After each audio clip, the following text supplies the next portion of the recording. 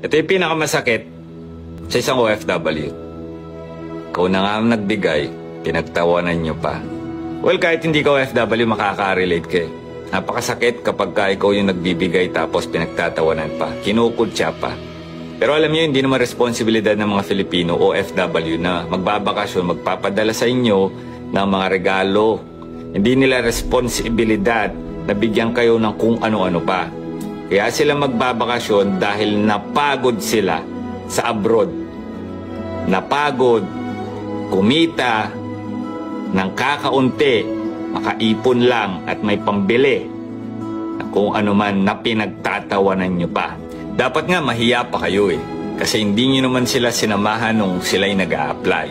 Hindi nyo naman sila dinamayan nung sila ay nangangailangan ng pinansyal pang requirements.